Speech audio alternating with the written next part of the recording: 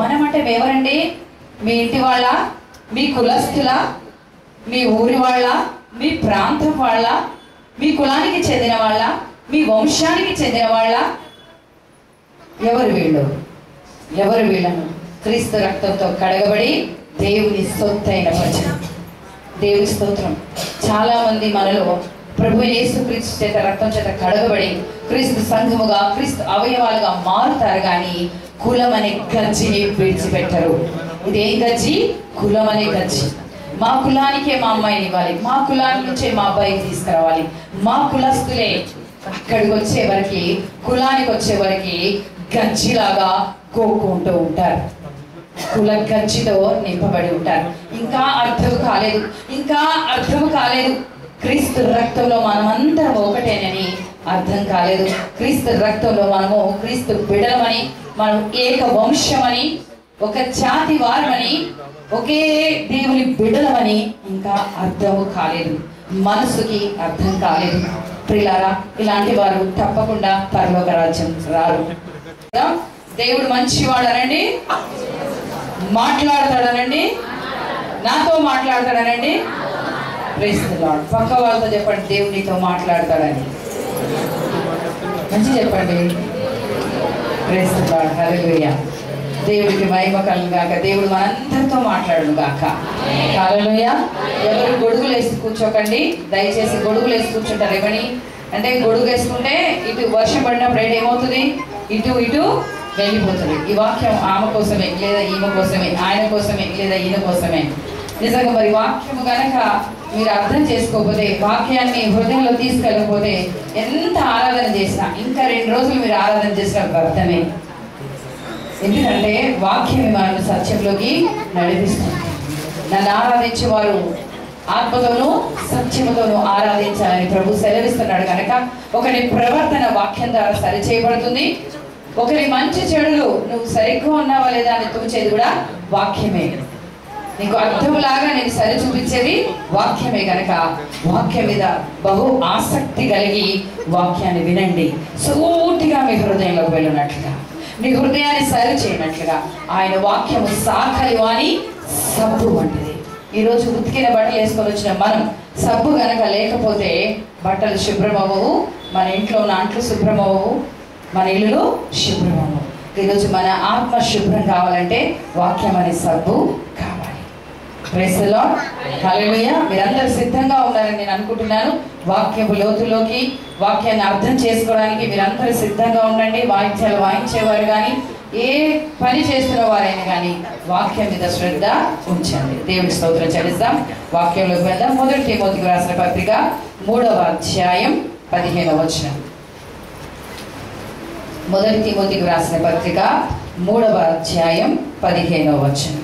అయినను నేను ఆలస్యము చేసిన ఎడల దేవుని మందిరములో అనగా జీవము గల దేవుని సంఘములో జనులు ఎలాగూ ప్రవర్తింపవలెనో అది నీకు తెలియవలెనని ఈ సంగతులను నీకు వ్రాయుచున్నాను. ఆ సంఘము సత్యమునకు స్తంభమును ఆధారమునై ఉన్నది. Praise the Lord. Thank you Jesus. ఇక్కడ అందరిది అంటే పేజ్ నెంబర్ 191 క్రొత్త నిబంధన గ్రంథంలో నుంచి అపోస్తలుడైన పౌలు గారు తిమోతికి వ్రాసిన మొదటి పత్రికలో నుంచి 3వ అధ్యాయం 14వ వచనం నుంచి మనము చదువుతున్నాం. శీఘ్రముగా నీ యొద్దకు వస్తున్న నిరీక్షించుచున్నాను. ఆయనను నేను ఆలస్యము చేసిన ఎడల దేవుని మందిరములో. ఎక్కడండి? దేవుని మందిరం. ఇదేంటండి? మీరు కూర్చున్న స్థలం ఏంటి? ఎక్కడికి వచ్చాం మనం అందరము? దేవుని మందిరంలోకి వచ్చాం. అయితే ఈ మందిరంలో అనగా జీవము గల దేవుని సంఘములో. దేవుని మందిరం అంటే ఏంటండి? దేవుని సంఘం. ఈ సంఘం ఎలా ఉందట? జీవము గల దేవుని సంఘం. బ్రతుకున్న సంఘమా, మృత్యుమైన సంఘమా? బ్రతుకున్న సంఘం. చెప్పండి అందరూ. బ్రతుకున్న సంఘం. ఈ జీవము గల దేవుని సంఘములో జనులు ఎలాగో ప్రవర్తింపవలనో అది నీకు తెలియవలనని ఈ సంగతులు నీకు వ్రాయించిన. ఒక కుటుంబంలో జనులు ఎలాగ నడుచుకుంటారు, ఒక కుటుంబంలో జనులు ఎలా ఉండాలి, బిడ్డలు ఎలా ఉండాలి, భార్య భర్తలు ఎలా ఉండాలి, తల్లిదండ్రులు ఎలా ఉండాలని ఒక నిర్ణయాన్ని మనం చేస్తూ ఉంటాం. కుటుంబంలో పిల్లలు ఎలా ఉండాలి, తల్లిదండ్రులకు లోబడాలి, భార్య కుటుంబాన్ని సరిదిద్దాలి, భర్త పోషణ కొరకై సమకూర్చాలి, అన్ని బాధ్యతలు కలిగి ఉండాలని ఒకరికొకరికి బాధ్యతలు ఉంటూ పిల్లల్ని పోషిస్తూ ఆ కుటుంబాన్ని నడిపిస్తూ ఉంటారు. ఒక కుటుంబంలో జనులు ఎలా ఉండాలి. నిన్నటి దినాన ఒక స్థలానికి వెళ్ళడం జరిగింది. అక్కడ ఒక తల్లి ఎంతో ఏడుస్తూ అక్కడున్న అధికారులకు, పోలీస్ అధికారులకు ఆమె చెప్తూ ఏడుస్తూ ఉంది. ఇంట్లో ఉన్న సామాన్లన్నీ పగలగొట్టి ఇంట్లో ఉన్న బంగారం డబ్బులు తీసేసుకెళ్ళిపోతున్నాడని, తన భర్త గురించే కాబోలు నేను అనుకుంటున్నాను, తాగుబోతు భర్త తన కుటుంబాన్ని ఎలాగూ చేస్తున్నాడని ఆ పాప యవనస్తులు ఆయన బిడ్డను కుమారుని తీసుకొని మరి అధికారులు ఎదుకు వెళ్ళింది, పోలీసు అధికారుల దగ్గరికి. అక్కడ ఆ పరిస్థితి చూస్తుంటే చాలా బాధ అనిపించింది. కాపాడవలసిన తండ్రి, పోషించవలసిన తండ్రి బిడ్డలను ఆర్థికంగా హింసిస్తూ కుటుంబంలో చల్లా చెదరగు చేస్తూ ఆ ధనాన్ని, బంగారాన్ని తీసుకుపోయి తాగుడుకు ఆయన ఖర్చు పెడుతున్నట్లుగా ఉంది.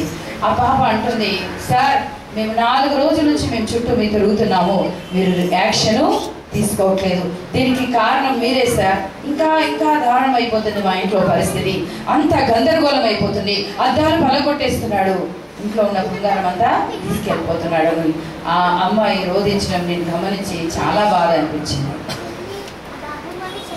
దేవుని ప్రియులారా, ఇంటి యజమానుడు, తండ్రి, భర్త ఉండవలసిన రీతిగా ఉండకుండా, బిడ్డలకు చేయాల్సింది చేయకుండా, కుటుంబాన్ని సంరక్షించకుండా ఉండడం బట్టి ఆ కుటుంబం ఆ రీతిగా దుఃఖ సాగంలో వెళ్ళిపోయారు. ఆ పిల్లల రోదన, బాధ చూడలేని పరిస్థితి. ఈరోజు గమనించిన ప్రియులారా, ఒక కుటుంబంలో భర్త ఎలా ఉండాలి, పిల్లల్ని ఎలా చూసుకోవాలి, ఎలా వాళ్ళని పోషించాలి, ఎలా వాళ్ళని మరి సంరక్షించుకోవాలని చక్కగా దేవుడు ప్రతి కుటుంబం గురించి దైవ గ్రంథంలో రాయబడింది. సామాన్యంగా ప్రతి ఒక్కరు గ్రహించవలసిన విషయం, ఒక కుటుంబంలో ఎలాగూ బిడ్డలైన వారు కుటుంబ సభ్యులు ఉండాలి. ఈరోజు దేవుని సంఘంలోకి, దేవుని మందిరంలోకి వచ్చిన మనం కూడా వచ్చి వెళ్ళిపోయేవారుగా కాకుండా, చూసి వెళ్ళిపోయేవారు కాకుండా, ఆరాధన చేసి దేవుని అడుగుకొని వెళ్ళిపోయేవారుగా కాకుండా, జనులు ఎలాగూ ప్రవర్తించాలో మనము ప్రవర్తించవలసిన విధానం ఉన్నది. ఇక్కడ దైవ సేవకుడు బోధిస్తుంటే మనం వింటూ ఉంటాం. అయితే మీరు ప్రవర్తించాల్సిన విషయము మనమందరం కలిసి దేవుని సన్నిధిలో నేర్చుకొని సంఘంలో ఎలా ప్రవర్తించాలో పరిశుద్ధ గ్రంథంలో స్పష్టంగా మన కోసము వ్రాయబడింది. ఈ విషయాన్ని పౌలు గారు ఎత్తుతూ తిమోతితో అంటున్నారు, అయ్యా నేను రావడం ఆలస్యమైతే జీవం గల దేవుని సంఘములో లోకం నుంచి వేరైపోయి ప్రత్యేకంగా పిలువబడి యేసు రక్తం చేత తమ పాపములు కడుక్కొని పరిశుద్ధ సంఘముగా కూడుకొని ఉంటున్న మనం ఎలాగూ ప్రవర్తించాలో కొన్ని విషయాల్ని పరిశుద్ధ గ్రంథంలో నుంచి పరిశీలిద్దాం. దేవుడికి మహిమ కలుగును గాక. హల్లెలూయా, హల్లెలూయా. ఎఫెసీయులకు రాసిన పత్రిక 4వ అధ్యాయం 25వ వచనం. ఎఫెసీయులకు రాసిన పత్రిక 4వ అధ్యాయం. అందరూ చక్కగా బైబిల్ తీసి చదవండి, మీ కను దృష్టి వాక్యం మీద ఉంచండి. మనము ఒకరికి ఒకరము అవయవములై ఉన్నాము కనుక మీరు అబద్ధమాడుట మాని ప్రతి వాడును తన పొరుగు వానితో సత్యమే మాట్లాడవలెను. థ్యాంక్ యూ నాన్న. దేవుడికి మహిమ కలుగును గాక. చదువుతున్నారు కదా ప్రతి ఒక్కరు, యవన బిడ్డలు ప్రతి ఒక్కరు కూడా బైబిల్ తీయాలని ఆశపడుతున్నాను. చదువు వచ్చినా రాకపోయినా మీరు బైబిల్ ఓపెన్ చేయడానికి ప్రయత్నము చేయండి. ఇక్కడ మనం చదువుతున్నాం, మనం అంటే ఎవరండి? మీ ఇంటి వాళ్ళ, మీ కులస్తుల, మీ ఊరి వాళ్ళ, మీ ప్రాంతం వాళ్ళ, మీ కులానికి చెందిన వాళ్ళ, మీ వంశానికి చెందిన వాళ్ళ? ఎవరు వీళ్ళు? వీళ్ళను క్రీస్తు రక్తంతో కడగబడి దేవుని సొత్తైన ప్రజలు. దేవుని స్తోత్రం. చాలా మంది మనలో ప్రభు యేసు క్రీస్తు చేత రక్తం చేత కడగబడి క్రీస్తు సంఘముగా, క్రీస్తు అవయవాలుగా మారుతారు, కానీ కులం అనే గజ్జిని విడిచిపెట్టరు. ఇదేం గజ్జి? కులం అనే గజ్జి. మా కులానికే మా అమ్మాయిని ఇవ్వాలి, మా కులానికి నుంచే మా అబ్బాయిని తీసుకురావాలి, మా కులస్తులే. అక్కడికి వచ్చే వరకు, కులానికి వచ్చే వరకు గజ్జిలాగా కోరుకుంటూ ఉంటారు, కుల గజ్జితో నింపబడి ఉంటారు. ఇంకా అర్థం కాలేదు. క్రీస్తు రక్తంలో మనమందరం ఒకటేనని అర్థం కాలేదు. క్రీస్తు రక్తంలో మనము క్రీస్తు బిడ్డలమని, మనం ఏక వంశమని, ఒక జాతి వారమని, ఒకే దేవుని బిడ్డలమని ఇంకా అర్థము కాలేదు. మనసుకి అర్థం కాలేదు. ప్రియులారా, ఇలాంటి వారు తప్పకుండా పరలోక రాజ్యం రారు. రాసి పెట్టుకోండి. ఎట్టి పరిస్థితుల్లోనూ కులంతో నువ్వు జీవిస్తున్నట్లయితే, కులానికి ఇంకా విలువనిస్తున్నట్లయితే నువ్వు తప్పకుండా పరలోక రాజ్యం రాజు. నువ్వెన్ని కష్టపడి, ఎన్ని ఉపవాసాలు చేసి, ఎంత రోధించి రొమ్ము కొట్టుకున్నా నీవు పరలోక రాజ్యం రావు. ఇక్కడ మనం చూస్తున్నాం, మనము అంటే క్రీస్తు రక్తం చేత కడగబడి, ప్రత్యేకపరచబడి, క్రీస్తు సంఘముగా, దేవుని మందిరముగా, జీవం గల దేవుని సంఘములో చేర్చబడిన మనమందరము ఎలా ఉన్నామంట? ఒకరికి నొకరకు అవయవమై ఉన్నాము. మీకు తెలుసా అండి? ఇదిగో, ఈ చెయ్యవో ఒక కులానికి చెందింది, ఈ చెయ్యవో ఒక కులానికి చెందింది. అవునా? మా అమ్మ ఏమో ఒక కులానికి చెందింది, మా నాన్న ఒక కులానికి చెందిండు. కాబట్టి నేను ఈ కులం, ఈరోజు దేవుడు నాతో నీతో సృష్టిగా స్పష్టంగా మాట్లాడుతున్నాడు. ఏమని? మనము ఒకరికి ఒకరము అవయవమై ఉన్నాము. We are the parts of the body of body. అర్థమైందండి? ఒక శరీరంలో అవయవాలుగా మనం ఉన్నాం. అంటే బాగా గ్రహించండి. సంఘంలో చేర్చబడిన మీరు, సంఘానికి వచ్చిన మీరు, యేసు రక్తం చేత పాపాలు కడిగి శుద్ధీకరించబడి, మాకు యేసు ప్రభు కావాలి, మేము సంఘంలో ఉంటాము, సంఘంలో పోషించబడి నడిపించబడతాము, మాకు లోకం వద్దు, లోకాశలు వద్దు, ఈ లోక సంపద, ఈ లోకంలో ఉన్న వాటి మీద మాకు ఆశ లేదు, మాకు క్రీస్తే కావాలని వచ్చిన మీతో ప్రభు నాతో మాట్లాడుతుంది ఏంటంటే, మనము ఒకరము శరీర అవయవమై ఉన్నాము. అనగా శరీరంలో ఒక్కొక్క భాగములై ఉన్నాము. అర్థమైందండి? కూర్చున్న మనమందరం ఎవరో కాదు. నీ పక్కన కూర్చున్న అతను ఏ ఊరి వాడో కాదు. నీ పక్కన కూర్చున్న ఆమె ఏ కులానికో చెందిన ఆమె కాదు. నీ శరీరంలో ఒక భాగం. అర్థమైన వారు హల్లెలూయా అనండి. వ్యర్థమైన వారు హల్లెలూయా అనండి. హల్లెలూయా. Praise the Lord. వ్యర్థం అవ్వకూడదండి, అర్థం కావాలి. మనమంతా ఒక శరీరం అని దేవుని వాక్యంలో ఎఫెసీయుల రాసిన పత్రికలో 4:25 స్పష్టంలో చదువుతున్నాం. మనం ఒకరికి ఒకరము అవయవాలమై ఉన్నాము గనక మీరు అబద్ధమాడుట మాని ప్రతి వాడు తన పొరుగు వారితో సత్యమే. ఒక శరీరంలో భాగములైన మనము పక్క వాళ్ళతో ఎలా మాట్లాడాలంట? సత్యమే మాట్లాడాలి. అర్థమైందండి?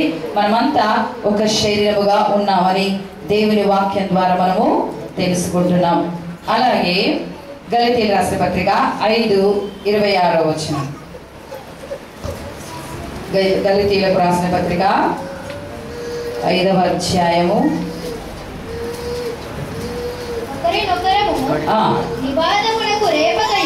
26 స్పష్టంగా చదువుతుంది పాప, అందరు జాగ్రత్తగా వినండి. ఒకరినొకరము వివాదమునకు రేపకయు ఒకరి ఎందొకరము అసూయ పడకయు వృధాగా అతిశయ పడకయు ఉందుము. ఎలా ఉండాలంటే, మనం అందరం చదువుతున్నారండి, మీ చేతిలో ఉన్న బైబిల్లోనే ఉంది. మనం ఒకరికి ఒకరము జీవం గల దేవుని సంఘంలో ఎలా ఉండాలంటే అండి, ఎలా ఉండాలి? ఒకరి శరీర అవయవాలుగా ఉంటూ మరి ఒకరికి ఒకరము వివాదమును రేపుకొనక, అంటే ఒకరికొకరు కొట్లాటలు పెట్టుకొనక, ఒకరు గొడవలాడక, పోట్లాడక. అర్థమైందండి? ఒకరికొకరు వివాదాలు, గొడవలు పెట్టుకోవద్దు, గొడవలు పెట్టవద్దు, గొడవలు కలిగించవద్దు. ఒకరి గురించి ఒకరికి చెప్పి సాడీలు చెప్పి, కొంతమంది సాడీలు చెప్పే వాళ్ళు ఉంటారు, షాడిస్టులు. ఇక్కడ వింటారు, అక్కడ పోయి చెప్తారు. ఇక్కడ వింటారు, అక్కడ పోయి సృష్టి అని చెప్పేస్తారు. పెద్ద గొడవ కింద చేస్తారు. దయచేసి గమనించండి, సమాధానపరచువారు ధన్యులు, వారు దేవుని కుమారులు అనబడతారు. ఒకవేళ నీకు తెలిసి ఒక సహోదరు గురించి అతను చెడ్డగా మాట్లాడుతుంటే గబుక్కున వెళ్ళేసి ఇంటర్నెట్ కన్నా ఫాస్ట్గా వెళ్ళి నిన్ను అట్లయింది ఇట్లయింది అని చెప్పి గొడవల రేపకో. దేవుడు ఊరుకోడు, నీకు శిక్షిస్తాడు, నిన్ను శిక్షిస్తాడు. విన్నావా? గ్రహించావా? ప్రార్థన చేయి, ప్రభు వదిలిపెట్టి వెళ్ళిపో. దయచేసి గమనించండి, మన సంఘంలోనే కొన్ని విషయాలు నేను వింటూ ఉంటే, కొన్ని సంవత్సరాల కిందట ఇలాగూ ప్రార్థన చేయండి అని ఒక ప్రేయర్ రిక్వెస్ట్ ఇస్తే వాళ్ళకి ఫోన్ చేసి, ఏంటి ఇలాగూ చెప్పారు సేవకులు, నువ్వు అలా అంట కదా, ఇలా అంట కదా, నీకోసం ప్రార్థన చేయమన్నారు. నీకోసం ప్రార్థన చేయమన్నామా, పోయి షాడీలు చెప్పమన్నామా? మనం ఒకరికొకరు అవయవాలు ఉన్నాం కనుక ఒకరి గురించి ఒకరు ప్రార్థన చేసుకున్నాము. ఫలానా పాపకి ఇబ్బంది వచ్చింది, ఫలానా ఆమెకు ఇబ్బంది వచ్చింది, ప్రార్థన చేద్దామని చెప్పాను. కానీ నువ్వు ఫోన్ చేసి చెప్పి అడగడం వల్ల ఆ పాప ఎంత మనస్తాపకు గురి అయి ఇప్పటికీ మందిరానికి రాలేదు. నాకు మొన్న విషయం అయితే తెలిసింది. అలాంటివి 3 సంగతులు మన సంఘంలోనే జరిగాయి. దయచేసి ప్రియులారా, వివాదము రేపవద్దు. నువ్వు విన్నావా ఇక్కడ ఒక విషయం, నీ సేవకులు నిన్ను నమ్మి ఒక విషయం చెప్పారో, అందరు కలిసి ప్రార్థన చేద్దాం, ఫలానా వారికి ఇబ్బంది ఉందని చెప్పారా, ఇక్కడే ప్రార్థన చేయి, మనసులోనే పెట్టుకో, మోకాల మీద ప్రభువుకు చెప్పు. ఫోన్ చేసి చెప్పంగానే వాళ్ళు ఎవరైనా కొంచెం బాధపడతారు.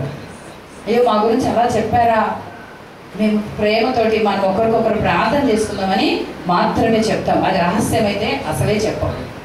దయచేసి గమనించండి. జీవం గల దేవుని సంఘంలో ఎలా పొరపాటును కూడా మీరు అడగడానికి లేదు.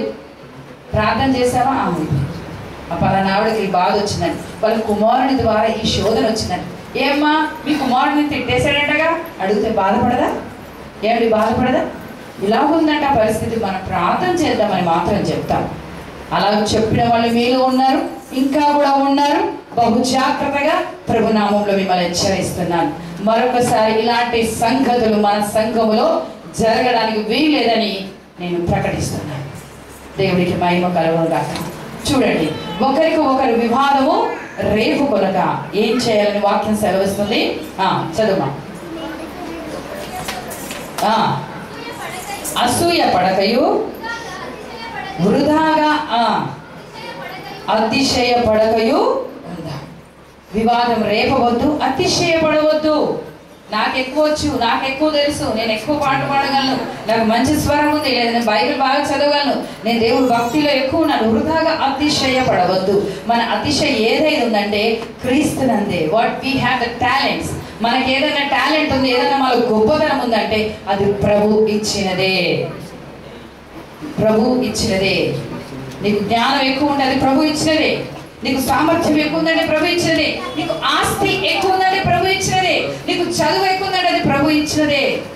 బైబిల్ సర్వీస్ ఇర్మియా గ్రంథంలో దేని బట్టి మనుషుడు అతిశయించాలంటే యెహోవాను తెలుసుకున్న దాన్ని బట్టియే కానీ దేని బట్టి మనం అతిశయించడానికి వీల్లేదు. నేను ప్రభు యేసుక్రీస్తుని తెలుసుకున్నాను, అతిశయించండి, ఆనందించండి, సంతోషించండి. నేను రియల్ గాడ్ తెలుసుకున్నాను, నిజమైన దేవుని తెలుసుకున్నానని అతిశయపడింది. కానీ ఇంకా దేని విషయమై అతిశయపడడానికి వీలు లేదు. నాకు ఇది ఉంది, అది ఉంది, నాకు కొడుకులే ఉన్నారు, నాకు బిడ్డలే ఉన్నారు, నాకు చదువుకున్న బిడ్డ ఉంది, నా బిడ్డ డాక్టర్ చదువుతుంది, నా బిడ్డ ఇంజనీర్ చేస్తుంది, నా బిడ్డ తెల్ల ఉంది, అందం ఉంది. ఈ వృధా అతిశయం పడకూడదు. అందరి దేవుడు ఒకే రీతిగా సృష్టించాడు, ఆయా తలంతులు ఇచ్చి సృష్టించాడు, ఆయా విషయంలో ఒక్కొక్కరికి ఇచ్చాడు. పుట్టించింది ఎవరో కాదు, నా దేవుడు, నీ దేవుడే పుట్టించాడు. ఆమెను లోగా, ఆమెను తక్కువగా, నేను ఎక్కువగా పుట్టించలేదు. నీకు ఇచ్చిన పరిమాణం బట్టి, నీకు ఇచ్చిన శక్తి కొలది నీకు దేవుని సేవలో నీకున్న తలాంతులు వాడుతూ నువ్వు దేవుని చేత దీవించబడాలి. దేవుడికి స్తోత్రాలు చెల్లిద్దాం. హల్లెలూయా, హల్లెలూయా. దేవుడికి మహిమ కలుగుగాక. అలాగే రోమీయుల రాసిన పత్రిక 12వ అధ్యాయం 8వ వచనం. రోమీయుల మొదటిగా ఇది చదువునానా? మైక్లో చదవనియండి అమ్మా. బోధించువాడైతే బోధించుటలోను, హెచ్చరించువాడైతే హెచ్చరించుటలోను పని కలిగి ఉండము. Praise the Lord. హల్లెలూయా. 12వ అధ్యాయం 8వ వచనం మనం చదువుతున్నాం. రోమీయుల రాసిన పత్రిక పేజ్ నెంబర్ 142 ఏమని రాయబడింది ఇక్కడ మనం గమనిస్తే, బోధించువాడైతే, అవును, బోధించేవాళ్ళు బోధించుట్లోను, హెచ్చరించువాడు ఉన్నారు. తెలుసా మీకు? సంఘంలో హెచ్చరించే వాళ్ళు ఉంటారు. తల్లిదండ్రులు హెచ్చరిస్తేనే పట్టించుకోవట్లేదు, తల్లిదండ్రులు హెచ్చరిస్తేనే త్రోసి వేస్తున్నారు. భర్త భార్యని హెచ్చరిస్తేనే ఎక్కువ వద్దమ్మా, ముసలమ్మ ముచ్చట్లొద్దు, ఎక్కువ వస్తువులు కొనుక్కొని ఖర్చు పెట్టవద్దు, ఎక్కువ అప్పులు చేయవద్దు, ఎక్కువ ఈఎంఐలు వద్దు అని భర్త హెచ్చరిస్తేనే భార్య వినట్లేదు. తల్లిదండ్రులు హెచ్చరిస్తే పిల్లలు వినట్లేదు. కానీ నీకు సంఘములో బోధించేవారు ఉన్నారు, నేను హెచ్చరించేవారు ఉన్నారు. హై వోల్టేజ్ కరెంట్ దగ్గర మనం ట్రాన్స్ఫర్ దగ్గర చూస్తాం, ఒక స్కెలిటన్ వేసి 2 బొక్కలు ఇట్లా పెడతారు, ఏమని? డేంజర్ అని కదా, హెచ్చరిక. ఇక్కడ హై వోల్టేజ్ ఉంది. సంఘంలో నీకు హెచ్చరికలు వస్తాయి, నీకు హెచ్చరికలు వస్తాయి. హెచ్చరిక అంటే ఏంటిది? అది ముట్టుకుంటే ఏమైపోతుంది? భస్మపై చచ్చిపోతావు. నువ్వు ఇలాగూ చేస్తే ఏమవుతుంది? సహోదరుడా, నేనేం అలా చేయలేదు కదా, నేను అలా ఉండట్లేదు కదా, నాకెందుకు హెచ్చరించారు? నన్ను ఎందుకు హెచ్చరిస్తున్నారు? నాకెందుకు గట్టిగా చెప్తున్నారు? ఎందుకు వాళ్ళు గట్టిగా చెప్తున్నారు? డేంజర్ అని, హెచ్చరిక అని చెప్పి ఎందుకు ఆ స్కెలిటన్ మొహం వేసి ఎందుకు చెప్తున్నారు అలా? ఎందుకు హెచ్చరిక అని పెట్టారు? అది ఒకవేళ పొరపాటున నువ్వు ముట్టుకుంటే ఏమైపోతుంది? చనిపోతావని, కాలిపోతావని. అలాగే దేవుడు సంఘంలో బోధించేవారు ఉంటారు, నేను హెచ్చరించేవారు ఉంటారు.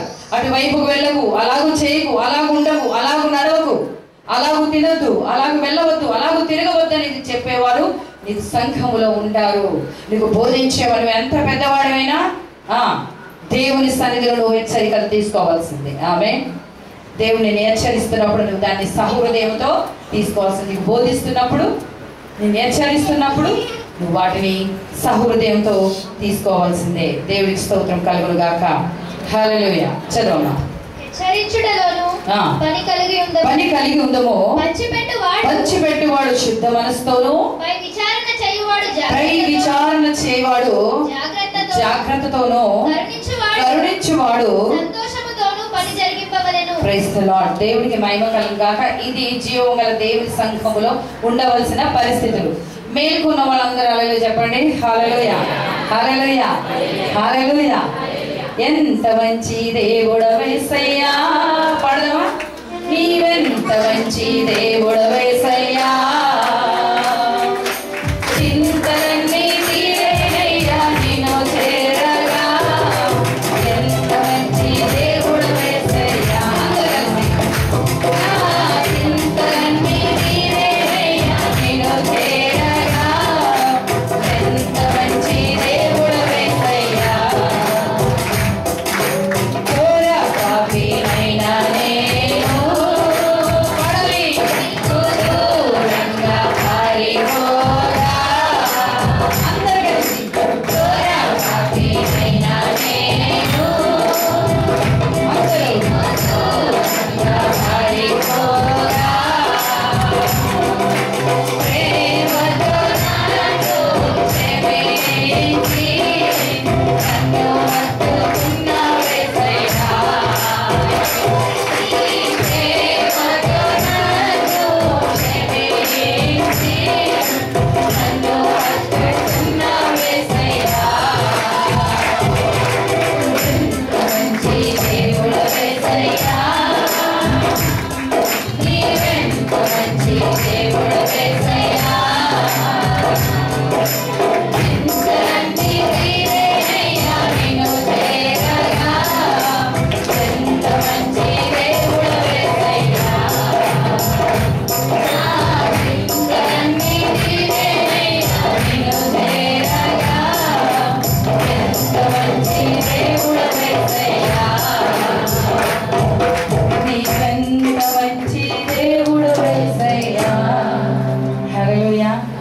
నీ చింతలు తీసేది నీ తల్లిదండ్రులు కాదు, నీ చింతలు తీసేది నీకు లోన్ ఇచ్చేవాళ్ళు ఫైనాన్స్ వాళ్ళు కాదు, నీకు చింతలు తీసేది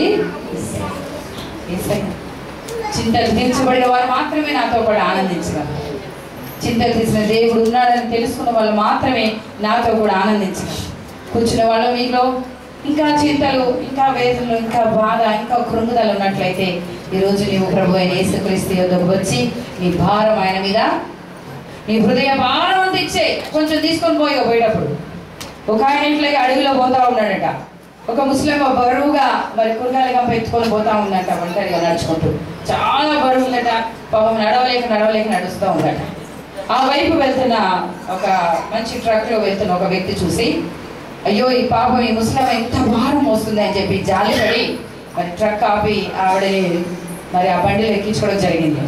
ఎక్కించుకొని వెళ్తా ఉన్నాడు. సడన్గా ఎందుకు వెనక వైపు చూశాడు. చూస్తుంటే ఆ ముసలావిడ బరువు ఎత్తుకొని చెమటలు కక్కుతా ఉంది. చెట్ట కారుతా ఉంది, ఆ బరువు వేసుకొని అలాగే కూర్చుంది ఈ ట్రక్లో. వెనుక వైపు చూసి బండి ఆపి, తల్లి నువ్వు ఈ భారం మోయద్దని కదా నేను ఈ ట్రక్లో నేను ఎక్కించుకున్నాను, మరి ఏంటి నువ్వు ఇలా చెమటలు కక్కుతున్నావు, ఇంత వేదన పడుతున్నావు, ఎందుకు ఇలా బరువు మోసావు? అయ్యా నీకు దండాలయ్యా, స్వామి నీకు దండాలయ్యా, నా బరువే మోస్తున్నావయ్యా, ప్రేమించి ఈ నా కూరగాయల బరువు ఎక్కడ మోస్తావని నేనే ఎత్తుకొని కూర్చున్నాను అన్నాడు. నవ్వుతున్నారు మీరు, కానీ మనలో చాలా మంది అలాగే చేస్తున్నాం. క్రీస్తు అనే బండిలో ఎక్కాము కానండి బరువు మనమే మోస్తున్నాం. మీ భారం యెహోవా మీద ప్రయాసపడి భారం మోస్తున్న సమస్త జనులారా నా యొద్దకు నేను మీకు ఏమిస్తాను? ఆ సినిమా థియేటర్లో ఇంటర్వెల్ వస్తుంది విశ్రాంతి అని, అది కాదండి. కొద్దిసేపు బయటికి వెళ్ళండి, అప్పటిదాకా ఏ కష్టం ఉండదు. బయటికి వెళ్ళండి, విశ్రాంతి. విశ్రాంతి పడింది, ఇంటర్వెల్ పడింది.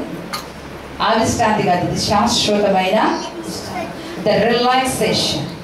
నేను ఒక తల్లి గారికి నాకున్న ప్రాబ్లం బట్టి వాట్సాప్లో మెసేజ్ పెట్టినా, చాలా భయంకరమైన పరిస్థితి తల్లి, ఇలాగ జరుగుతుంది మా జీవితంలో, దయచేసి ప్రార్థన చేయండి అని దైవ సేవకురాలకి నేను పెడితే ఒకటే మాట పెట్టింది ఆమె, రిలాక్స్ రిలాక్స్ ప్రే అని పిలుపులు రాసిన పత్రికలో ప్రార్థన చేయి. ఎంత భయంకరంగా ఇంత పెద్ద మెసేజ్ పెట్టినా నేను వాట్సాప్లో, ఆ ఒకటే లైన్లో రిలాక్స్ ప్రే రిలాక్స్ అమ్మ అది నేను మొత్తం పెట్టేసి దయచేసి ప్రార్థన చేయండి, ఇంత భయంకరమైన స్థితిగతుల నుంచి వెళ్తున్నాం, హృదయ వేదల నుంచి వెళ్తున్నాం తల్లి అని చెప్పేసి పెడితే ఆమె నాకు ఆత్మీయ తల్లిగా ఉంది కాబట్టి ఇంత మెసేజ్లో ఒక్క చిన్న ఆన్సర్ ఇచ్చింది, రిలాక్స్ అండ్ ప్రే.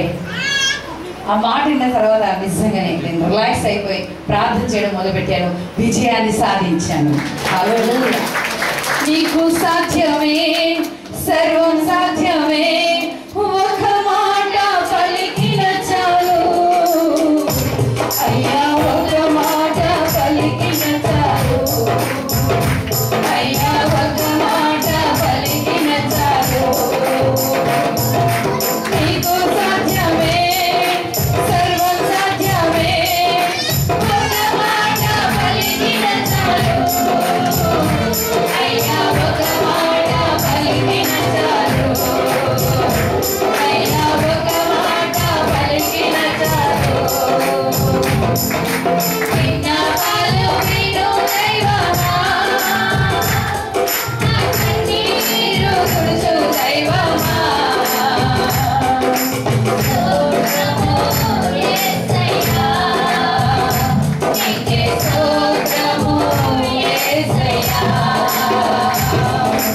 స్తోత్రము యేసయ్యా, నీకే స్తోత్రము యేసయ్యా. హల్లెలూయా. ఈరోజు ఎటువంటి సమస్య కూడా వెళ్తున్నా, ఎటువంటి భయంకరమైన పరిస్థితి నువ్వు రుచి చూస్తున్నా, దేవుడు ఒక మాట నీతో నాతో మాట్లాడుతున్నాడు, రిలాక్స్. రిలాక్స్ అంటే ఏంటో తెలుసా అండి? గొడవేమి లేదు, రిలాక్స్ అయిపో, తొందర ఏమి లేదు, ప్రశాంతం ఉండు. Praise the Lord. ఎలా ఉండాలి? ప్రశాంతం. జవాబిచ్చి దేవుడు నీ భారం ఆయన మీద మోసినట్టు ఆయన తీర్చ.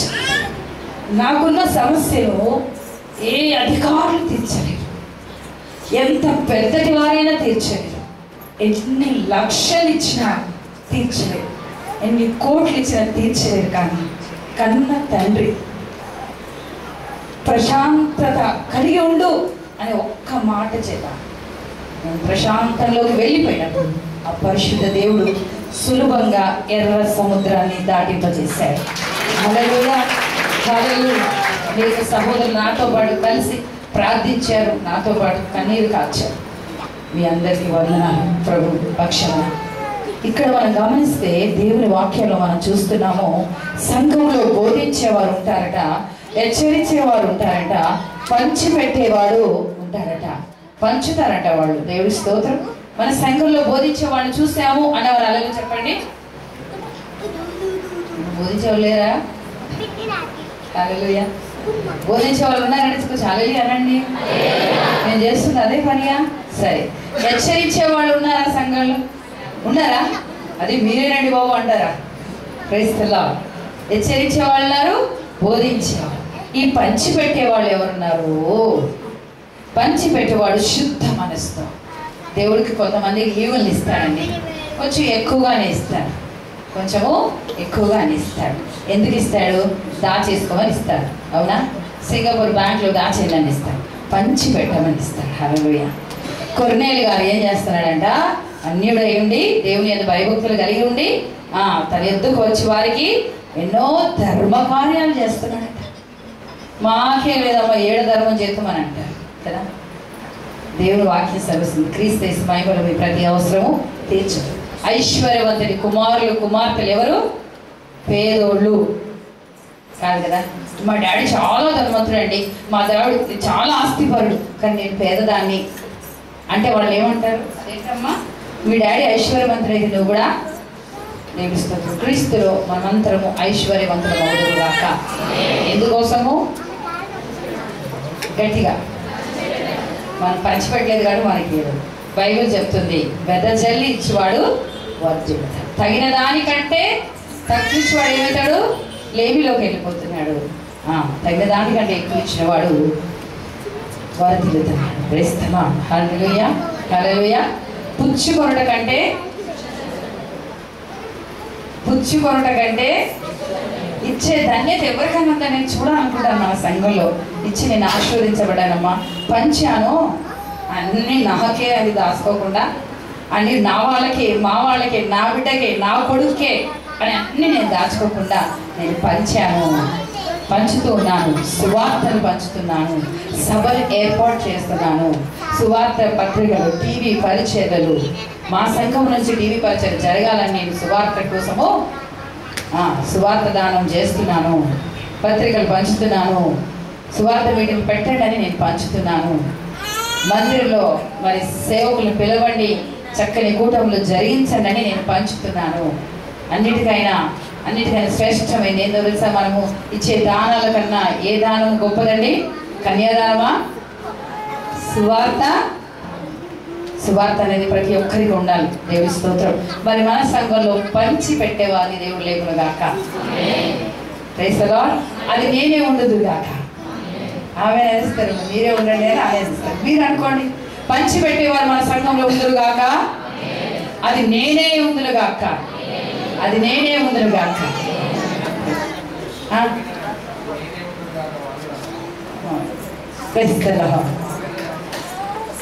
అది నేనే ఉండను గాక. ఆమె మీరు అనుకోవాలి, నీకున్న శక్తిని బట్టి, దేవుడు నీకు ఇచ్చిన పరిమితిని బట్టి. అది నేనే ఉండును గాక, దాచుకొందును గాక. లోన్ అనేసారు అంతే. అది నేనే ఉండును గాక అంటే దాచుకొందును గాక అనమంటే నేను కూడా దాచుకొందును గాక అన్నారు. దేవుని స్తోత్రం. పంచిపెట్టేవారు మన సంఘంలో లేపబడుదురు గాక. వాడు ఇంకా పై విచారణ చేయవాడు జాగ్రత్తతోను. మన సంఘంలో పై విచారణకర్తలు లేపబడుతురు కాక. పై విచారణకర్తలు అంటే ఎవరంటే, సంఘానికి ఎవరు వచ్చారు సండే, ఎవరు రాలేదు, ఏ పరిస్థితిలో రాలేదు, ఎవరికి అనారోగ్యం ఉంది, ఎవరు ఆర్థిక పరిస్థితుల్లో కూరుకుపోయారు, ఎవరు తినడానికి భోజనం లేదు, ఎవరు మందిరానికి రావడానికి కూడా ఖర్చు లేక ఆగిపోయారు అని పై విచారణకర్తలు మన మందిరంలో ఉందురు గాక. సంఘంలో ఏం అవసరం ఉంది, ఏ వస్తువుకి ఏ అవసరం ఉంది, ఇంత మంచి ఫ్లెక్స్ చేయించాలంటే ఇన్ని డబ్బులు ఎక్కడి నుంచి వస్తున్నాయి? ఇంత మంచి వాయిద్యాలు వాయించడానికి, ఇంత మంచి వాటిని మనం సమకూర్చుకోవడానికి, ఇంత మంచి ఇంటర్నెట్ పెట్టుకోవడానికి, ఇంత మంచి టీవీలు పెట్టుకోవడానికి ఎక్కడి నుండి వస్తున్నాయని విచారణకర్తలు లేపబడుదురుగాక. కుటుంబాల్లో శాంతి సమాధానం లేని వాళ్ళు, కుటుంబాల్లో గొడవలుండి బాధలో వేదనలో ఉన్నవాళ్ళు కనుగొనే వారు పై విచారకర్తలు లేపబడుదురుగాక.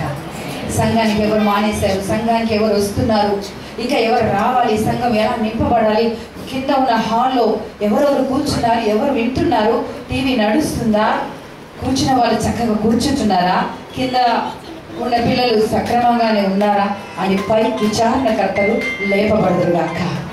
ప్రార్థన అయిపోయింది కానీ బైబుల్ పట్టుకొని పోదురుగాక. ఆమె అనేస్తారు, ఇంకేముంది. ప్రార్థన అయిపోగానే కనీసం ప్రేసలాడు అయ్యగారు, ప్రేసలాడు గారు ఎంతో చక్కని వర్తమానం ఇచ్చారు, మంచి మాటలు బోధించారు, మా హృదయానికి తాకినవి, మేము కొంచెం బాగుపడ్డానికి, ఇంకొంచెం దేవుళ్ళు ఎదగడానికి సహాయపడ్డాయి, వందనాలని చెప్పారు. నేను అలా కొన్నిసార్లు ఆ డోర్ దగ్గర నిలబడతానండి అంటే కూడా బైబిల్ ఉంచుకొని వెనకకు చూడకుండా పరుగు తీస్తాను. This is not the way the lord has teachers. మనకి ఇలా ప్రభువు నేర్పించాడు. జీవం గల దేవుని సంఘం అని గట్టిగా. ఏ సంఘంలో ఉన్నావు నువ్వు? ఆ సంఘంలో జనులు ఎలాగో నడుచుకోవాలి. ఒక్కొక్క వాచనం చూపిస్తున్నాను కదా. సంఘంలో పంచిపెట్టి వాళ్ళు ఉంటారు, పై విచారకర్తలు కంపల్సరీ ఉంటారు. అమ్మ ఈ మధ్యలో ఆ సహోదరుడు కనిపించలే, ఆ అన్న కనిపించలే, ఈరోజు మనకు దేవమని అనే పాప కనిపించలే. ఎందుకంటే వాళ్ళ డాడీకి షుగర్ వచ్చి పాపం అరికాలు కట్ చేస్తున్నారు. చాలా దుఃఖంలో ఉన్నారు వాళ్ళు. కాలు ఒక వేలు పోతుందంటేనే ఏడుస్తాం కదమ్మా. కాలు తీసేస్తున్నారు మా అరికాలు. అంతగా షుగర్ ఎక్కువైపోయి మొత్తం మాంసం తినేసి ఎముకల్లోకి ఇన్ఫెక్షన్ వచ్చేసి, దయచేసి ప్రార్థనలు జ్ఞాపకం చేసుకొని ప్రేయర్ సమిట్లో గూగుల్ మీట్లో ఉన్న వాళ్ళు ప్రార్థన చేస్తూ ఉన్నారు. ఈరోజు ఆ పాప రాలేదు. ఆమె ఎవరో కాదు, ఆమె నీ శరీర భాగం. హల్లెలూయా. ఈరోజు మనం నేర్చుకుంటున్నాం. వీళ్ళందరూ ఎవరో కాదు, నీకు ముక్కు, కాలు, చెయ్యి ఒక్కొక్కరు భాగం. Praise the Lord. వారు ఏ ప్రాంతం నుంచి రాని, ఎక్కడి నుంచి అయినా రాని, they are our parts of our body. అర్థమైందనని. కాబట్టి అందరి కోసం మనం ఏం చేయాలా? జాగ్రత్త కలిగి ప్రార్థన చేస్తూ ఉండాలి. మాకు తెలియదండి, మేము వచ్చాము పోయాము అని మనం అంటాం. కాసేపు ఆగితే అన్నీ అర్థమవుతాయి. ఏమో కాసేపు ఆగితే కార్పెట్లు ఎవరు తీస్తారో అర్థమైతే, కాసేపు ఆగితే చైర్లు ఎవరు తీస్తారో అర్థమవుతుంది. పాప పిల్లలు అంతా పనిచేసేవారు 4 అయితే తెలుసామా, మా ఇంటికి వచ్చేవారు 4:30 వాళ్ళు అన్నం తింటారు. మనం అందరం కలిసి చేస్తే, నీవు కూర్చున్న కార్పెట్లో నువ్వు తీసేస్తే, నేను చెప్పాను ఇంతకుముందు, ఏదైనా పిల్లలు చెత్త వేస్తే మీ బ్యాగ్లో వేసుకొని ఇంటి దగ్గర పడేసుకోండి కదా.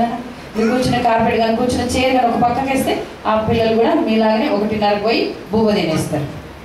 ఓకే, అలాగూ చేద్దాం. ఆమె హల్లెలూయా. పై విచారణకర్తలు జాగ్రత్తతో ఉండాలి.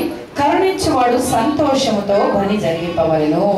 మీ ప్రేమ నిష్కపటమైనదై ఉండవలెను. చెడ్డదాన్ని అసహించుకొని మంచి దాన్ని హత్తుకొని ఉండుడి. సహోదర ప్రేమ విషయంలో ఒకరి అందొకరు అనురాగం గలవారై, ఘనత విషయంలో ఒకరినొకడు గొప్పగా ఎంచుకోండి. ఘనత విషయంలో నువ్వు చాలా గ్రేట్ అన్నా, నువ్వు చాలా ఎక్కువ ప్రార్థన చేస్తావన్నా, నువ్వు సంఘం కోసం నెలకు ఒకసారి ఉపవాసం ఉంటావన్నా, నువ్వు వారానికి ఒకసారి ఉపవాసం ఉంటావు సహోదరి, నువ్వు చాలా గ్రేట్. నిజంగా ఉదయకాలం 3 గంటలకు లేసి నువ్వు సంఘం కోసం, సేవకుల కోసం ఎంత కన్నీరు కారుస్తున్నావు అక్క. ఇంత బాధతో నువ్వు సంఘం కోసం ప్రార్థన చేస్తున్నావు. అందుకే సంఘం దినదినము అభివృద్ధి పొందుతుంది. నూతనమైన వాళ్ళు సంఘంలోకి వస్తున్నారు. చాలా గ్రేట్ అన్న. నువ్వు సంఘం కోసం ఎంత ప్రయాసపడుతున్నావు, ఎంత ఏడుస్తున్నావు, ఎంత ఉపవాసం ఉన్నావు. ఎవరైనా మీరు సంఘం కోసం నెలకు ఒకసారి ఉపవాసం ఉండి ప్రార్థించే వాళ్ళు ఉంటే మీ కుడి చేతి ప్రభుకు చూపిస్తారా? శిరీష ఒక్కటి ఎత్తింది. దేవుడికి మహిమ కలుగుగాక. మనం మన పిల్లల కోసం 40 రోజులైంది, 20 రోజులైంది కడుపు మార్చుకొని ఉంటాం. కానీ దేవుని సంఘం కోసం, సేవకుల కోసం, పరిచర్య కోసం, అనేక ఆత్మల రక్షణ కొరకు, క్రైస్తవుల మీద జరుగుతున్న అనేకమైన ఘోరమైన వాటి విషయంలో ప్రార్థించే వాళ్ళంగా మనము పోనీ ఉపవాసం ఉండకుండా పర్వాలేదు. రోజుకు ఒక 10 నిమిషాలు సంఘాన్ని జ్ఞాపకం చేసుకుని, సంఘబడిలో ఒక్కొక్కరి పేరున జ్ఞాపకం చేసుకొని, నాకు పేరు తెలియదని అంటూ ఉంటాం చాలాసార్లు. దయచేసి గమనించండి. మీరు శ్రద్ధ వహిస్తే తప్పకుండా అందరి పేరు తెలుస్తాయి. ఎవరికి ఏ బాధ ఉందో సాక్ష్యాలు చెప్తున్న వాళ్ళని బట్టి, మన పక్కన కూర్చున్న వాళ్ళని బట్టి వాళ్ళ కోసం మనస్ఫూర్తిగా మన పిల్లల కోసం ఎట్లా చేస్తామో, మన పిల్లలు లేకపోతే ఎట్లా ఉపవాసం ఉండి ప్రార్థన చేస్తామో, సంఘంకి వచ్చిన వాళ్ళు ఏడుచుకుంటూ సాక్ష్యం చెప్తున్నప్పుడు వారి కోసం మానక మనము ప్రార్థన చేయాలి. ఎందుకంటే మనం ఒక శరీరం. ఆమె ఇది మీ హృదయంలోకి, మీ ఆత్మలోకి వెళ్ళనుగాక. మేమంతా ఒక శరీరం అంట, మేమంతా ఒక్కటే మనిషిగా ఉన్నామట, మేమంతా ఒక కుటుంబంగా ఉన్నామట. కాబట్టి ఒకరి కోసం ఒకరము ప్రార్థన చేసుకునే స్థితిలో మేము ఉన్నామట. ఒకరి యందు చూడండి 10వ వచనంలో, సహోదర ప్రేమ విషయంలో ఒకరి యందు ఒకడు అనురాగము గలవారై, ఘనత విషయంలో ఒకరినొకడు గొప్పగా ఎంచుకోండి. ఒకరినొకరు గొప్పగా ఎంచుకుంటూ సంఘంలో మనము నడిపిస్తూ పడండి. రోమీయులకు రాసిన పత్రిక 1వ అధ్యాయం 11వ వచనం చదువుతాను. మీరు స్థిరపడవలెనని, అనగా మీకును నాకును కలిగి ఉన్న విశ్వాసము చేత, అనగా మనము ఒకరి విశ్వాసము చేత ఒకరము ఆదరణ పొందవలెనని, ఆత్మ సంబంధమైన కృపా వరమే దైనను మిగుచుటకు మిమ్మును చూడవలెనని మిగుల అపేక్షించుచున్నాను. Praise the lord. ఇక్కడ చదవండి చక్కగా. దేవుని వాక్యాన్ని మనకు వివరిస్తూ ఉన్నాడు దేవుడు. రోమీయులకు రాసిన పత్రిక 1వ అధ్యాయం 11వ వచనంలో మాట్లాడుతున్నారు. మీరు స్థిరపడవలనని, అనగా మీకును నాకును కలిగి ఉన్న విశ్వాసము చేత అనగా మనం ఒకరి విశ్వాసం చేత ఒకరు ఆదరణ పొందమని. ఒక తల్లి ఘోరంగా ఏడుస్తుంది, నా బిడ్డ మారడా. నిజంగా జరిగింది. లెమ్లీ నగర్లో నేను వెళ్ళే మందిరంలో శాతమ్మ గారు ఉంటారు. ఒకడే కొడుకు, చిన్నగా ఉన్నప్పుడు భర్త చనిపోయినాడు. పాపం ఇంట్లో పని చేసుకుని బిడ్డను పెంచుతూ మరి డిగ్రీ చదివిస్తూ ఉంది, డబ్బులు ఎప్పటికప్పుడు పంపిస్తూ ఉంది, చదువుతున్నాడు అనుకుంది. 3 సంవత్సరాలు కూడా బిడ్డ మోసం చేశాడు. ఫస్ట్ ఇయర్లోనే అన్ని సబ్జెక్టులు ఫెయిల్ అయ్యాడు, కానీ తల్లికి ఎప్పుడు చెప్పలేదు. 3 ఇయర్స్ అయిపోయింది. 3వ సంవత్సరం నా బిడ్డ ఇక లాస్ట్ సంవత్సరం అమ్మ చదువుతున్నాడు. 10th క్లాస్ నుంచి అబ్బాయి కోసం మేము ప్రార్థన చేస్తూనే ఉన్నాం. ఈ అమ్మాయి కొంచెం ప్రార్థనలు ఇంకా వేయడం వల్ల వాళ్ళ కొడుకు చదువుతున్నాడు అనుకుంది. 3వ సంవత్సరం ఆమె ఫోన్ వచ్చింది, మీ అబ్బాయి 2 సంవత్సరాలు బట్టి కాలేజ్కి రావట్లేదు. ఈ విషయం మీకు తెలిసిందా? ఎంత ఘోరంగా ఏడ్చిందంట, ఎంత ఘోరంగా. ఆమె ఆశలన్నీ పోయినాయి. ఇన్ని రోజులు పడ్డ కష్టం, నడుములు ఇరుగ్గా పనిచేసి, కాలు చేతులు నొప్పులతో పనిచేసి, ఇంకా నా కొడుకు డిగ్రీ పాస్ అయిపోతే జాబ్ చేస్తే నాకు ఇంకా రెస్ట్ దొరుకుతుంది, 1-2 ఇళ్ళలో పని చేసుకొని నేను శుభ్రంగా ప్రార్థనలో మీతో పాటు ఉంటానని చెప్పిన ఆవిడ చూస్తే కొడుకు డిగ్రీ లేదు. అలా కృంగిపోయి నీరసించున్న అమ్మాయిని మరి కొంతమంది సహోదరులు లెమ్లీ నగర్లో వెళ్ళి ఆమెను పరామర్శించి ప్రార్థన చేసి ఆమెను మందిరంలో తీసుకొచ్చి ప్రతిరోజు 365 రోజులు దేవుడికి మహిమ కలుగును గాక. నెలకు వారానికి ఒక్కసారి కూడా వెళ్ళలేకపోతున్నాను. కొన్నిసార్లు చాలా చాలా బాధపడుతూ ఉండేదాన్ని. కానీ ప్రభు ప్రార్థన చేయగా 365 రోజులు నువ్వు లెమ్లీ నగర్లో వెళ్ళాలమ్మా, శ్రీవను ప్రార్థన మందిరంలో నువ్వు ప్రార్థన చేసి రావాలని ప్రభు చెప్పినప్పుడు అక్కడ సహోదరులు కూడా సిద్ధపడి వాళ్ళు కూడా ప్రతిరోజు ఆలయంలోకి వచ్చి నాతో పాటు నేను వెళ్ళిన రోజు కూడా వాళ్ళు కంటిన్యూగా ప్రార్థన చేస్తున్నారు. ఆ ప్రార్థనలో సహోదరి శారద గారు వచ్చినప్పుడు దేవుడు ఎంతో అద్భుత కార్యం జరిగించారంటే, ఆ అబ్బాయి ఇప్పుడు ఆమె దగ్గరకు వచ్చాడు, ఒక మంచి జాబ్ చేస్తున్నాడు, 18,000-19,000 జీతం తీసుకుంటున్నాడు. హల్లెలూయా. తనతో పాటు చదువుకున్న పిల్లల కంటే కూడా ఎక్కువ జీతాన్ని ఇచ్చి చక్కగా తల్లి మాట వింటూ ఉన్నాడు. ఆమె ఎలా బాధపడిందో తెలుసా అండి? మాకున్న విశ్వాసం చేత అమ్మ దేవుని దగ్గరకు వస్తే ఎంత పాడైపోయిందైనా బాగుపడుతుంది. హల్లెలూయా. ఏది పనికిరాందైనా మంచిగా అవుతుంది. ఈ స్థితి లేదు, నాకు కాదు, నేను వల్ల కాదు, ఇది ఏం అవుతలేదు అన్న స్థితిని కూడా ప్రభు చేస్తాడని విశ్వాసంతో ఆమెను ఆదరించినప్పుడు ఆమె కూడా విశ్వాసం వచ్చింది. ఎట్లాగైనా నా కొడుకు కూడా ప్రయోజకుడు అవుతాడు, నా కొడుకు కూడా బాగుపడతాడు, నా మాట వింటాడని మాతో కలిసి ఆమె విశ్వాసాన్ని కలిగి ఉన్నప్పుడు దేవుడు అద్భుతం చేసి నాకు చాలా చాలా సంతోషమైంది. అబ్బాయి దగ్గరకు వచ్చాడమ్మా, మరి ఉద్యోగానికి వెళ్తున్నాడు అని. దేవుడికి స్తోత్రం. హల్లెలూయా, హల్లెలూయా. కాబట్టి కొన్నిసార్లు మనలో కొంత తక్కువ విశ్వాసం ఉండొచ్చు. లేదక్క 8 సంవత్సరాలు అయిపోయింది ప్రార్థన చేసి పిల్లలు అవ్వట్లేదు, అక్క 15 సంవత్సరాలు అయింది మా ఆయన మారట్లేదు, నాకు నుంచి మరి మానుకోవట్లేదు అని అంటుండొచ్చు. నువ్వు ఒక్క మాట విశ్వాసంతో చెప్పినట్లయితే అక్క పర్వాలేదు, దేవుడు విశ్వాసం ద్వారా కార్యము జరిగిస్తాడు. పేతురు అంటాడు, ప్రభు వచ్చి పేతురు ఏమైనా తినడానికి ఇవ్వండి. అయ్యా రాత్రంతా మేము శ్రమపడ్డాము, ఒక చేప కూడా మాకు. అప్పుడు ప్రభు ఏమన్నాడు, ఇప్పుడు వెయ్యి అయ్యా అన్నాడు. అయ్యో ప్రభువా మీకు తెలీదు, మేము రాత్రంతా వేసాము, ఒక్క చేప కూడా పడలేదు. అయితే నీ మాట చెప్పని నేను వేస్తాను అన్నాడు. హల్లెలూయా. రాత్రంతయు శ్రమ పడినా రాలేదు ప్రభు జయము, రహదారులు వెదకినను రాదాయను ప్రతిఫలము.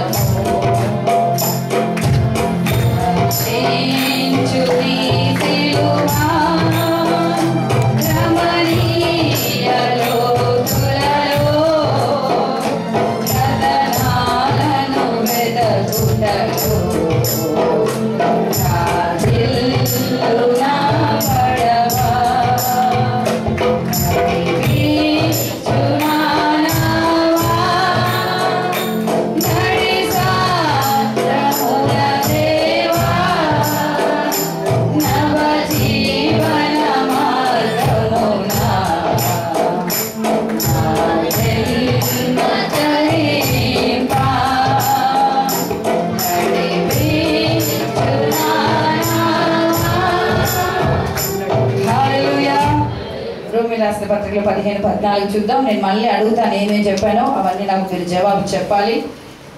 దేంట్లో మనం ప్రోత్సాహపరచబడాలి, ఒకరికొకరు క్షమించుకోవాలి, ఒకరికొకరు వివాదం రేపుకోవద్దు, ఒకరికొకరు బుద్ధి చెప్పుకోవాలి. 15వ అధ్యాయం 14వ వచనం రోమీయులకు రాసిన పత్రిక. జీవం గల దేవుని సంఘములో జనులు ఎలాగో నడవాలి. చదవండి. నా సహోదరులారా మీరు కేవలం మంచివారును, కేవలం మీరు మంచోళ్ళు, సమస్త జ్ఞాన సంపూర్ణులను, సమస్త జ్ఞాన సంపూర్ణులను, ఒకరికి ఒకరు బుద్ధి చెప్పు సమర్థులై ఉన్నారని నా మట్టుకు నేను మిమ్మును గూర్చి రూఢిగా నమ్ముచున్నాను. ప్రైజ్ ది లార్డ్, హల్లెలూయా. నా సహోదరులారా, మీరు కేవలం మంచివారు. మనం ఎవరందరం చెప్పండి, పక్కల సహోదరు చెప్పండి, చాలా మంచి బ్రదర్ అని చెప్పండి, మనస్ఫూర్తిగా చెప్పండి ప్లీజ్. నాకేం తెలుసు మంచిదో చెడదో, ఆమె ఎక్కడి నుంచి వచ్చింది, ఆమె ఏ ఊరు అనకుండా ఒక హృదయంలో నుంచి, ఎందుకంటే యేసు ప్రభు దగ్గరకు వచ్చింది కదా, యేసే ఇంటికి వచ్చింది కదా, చాలా మంచోడు బ్రదర్ అనండి. ఈ మాట నా జీవితంలో చాలా చిన్నగా ఉన్నప్పుడు చాలా మార్పు తీసుకొచ్చింది. నన్ను చాలా మంచిదని అమ్మాయి అన్నప్పుడు నేను చాలా సంతోషించి నా దుఃఖాన్ని పోగొట్టుకొని దేవుళ్ళు చాలా ఎదగడానికి ప్రయత్నం చేశాను. క్రైస్తలా ఎవరైనా మీకు చెప్పారా? నాకు చెప్పారండి నేను మంచిదాన్ని అంటే అన్నవాళ్ళు చేతండి. అయ్యో మంచోళ్ళు ఎవరు లేరా? మీ పక్క వాళ్ళు చెప్పినప్పుడు మీరు మంచోళ్ళు అయిపోయారు. మనస్ఫూర్తిగా చెప్పాలి పక్కలు కదా. ఇప్పుడు చెప్పండి మంచిగా, సిస్టర్ మీరు చాలా మంచివారని హృదయంలో చెప్పండి. ఆ పక్కలో చెప్పగలుగుతామా? ఆమె చూస్తా ఉంది పాపం, ఎవరు నాకు చెప్పట్లేదు. ఏంటి అలా ఇచ్చేస్తున్నారు? మీరు చాలా మంచివారు బ్రదర్ అని. బ్రదర్ మీకు ఎవరు చెప్పట్లేదా? చిన్నబాబు, సుజాత, మీరు చాలా మంచివారు అనండి. అబ్బా నాకు ఎంత ఆనందంగా ఉందో. మీరు కేవలం మంచివారు. Hallelujah. The good people over here. ఇక్కడ ఉన్న వాళ్ళందరూ చాలా మంచివారు. మీకు తెలియదు అమ్మగారు, చర్చ అయిపోయినా చూడండి వాళ్ళు ఎట్లా అంటారు. చెప్పుల దగ్గర మెట్లు దిగేటప్పుడు ఏదైనా ఒక పోరడు వచ్చి తగిలినండి, పోరడు నీకు ఏమైంది? సంస్కృతి భాషలోకి వెళ్ళకపోతే మీరు గమనించండి. లేదు, మీరు కేవలం మంచివాళ్ళు. చెప్పండి, నేను చాలా మంచిదన్నానండి. అనుకోలేకపోతున్నారా? తెగించలేకపోతున్నారా? ధైర్యం చేయలేకపోతున్నారా? మంచివాడు ఎవరు? దేవుడు.